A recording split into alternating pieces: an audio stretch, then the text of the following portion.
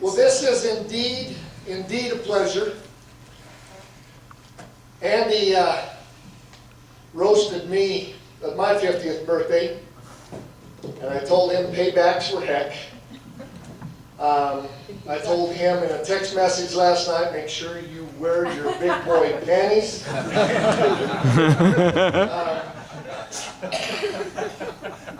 I can tell you, I'll never forget the first time we met, although I keep trying. You know, I deal with a lot of different types of people in Denver, mostly people trying to be politically correct. Andy isn't like those people. I deal with those on a regular basis. He doesn't flip-flop or hide on issues, and he obviously doesn't suffer from a split personality. I mean, if he did, why would he be using the one he is? Seriously, anyone who told you to be yourself couldn't have given you worse advice. I remember one time when Alec commented, "Andy, you are not yourself today." Chris Plum said, yeah, he noticed an improvement in me.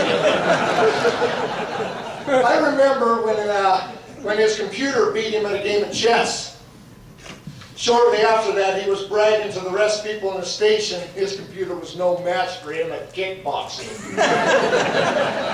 With most people, the left side of your brain does some things and the right side does others. In the case of Andy, however, neither side seems to do a whole lot. The truth is, we all love Andy and would follow him anywhere. Most of us, however, is out of morbid curiosity. Yes. When Andy first came back to the radio, people said he was the perfect idiot. We all know that is not and was not true. But I can say after the first year, or the last few years at KPMX, he's getting closer. You know, behind every good man is a great woman. And Janice truly fits that role. Thanks to Janice for allowing us to abuse him, not only tonight, but for the last few years. They say opposites attract, and as you can see, Janice is gorgeous, intelligent, cultured, fun to be around. Need I say more? Andy struggles being a good husband. On Valentine's Day, he was asked, "What is Janice's favorite flower?" He answered, "Pillsbury All-Purpose." Andy, however, is dark and handsome. Oh, just a second. No, Janice said he's handsome when it's dark. The truth is, we know that everyone is gifted. Andy just hasn't opened the package yet.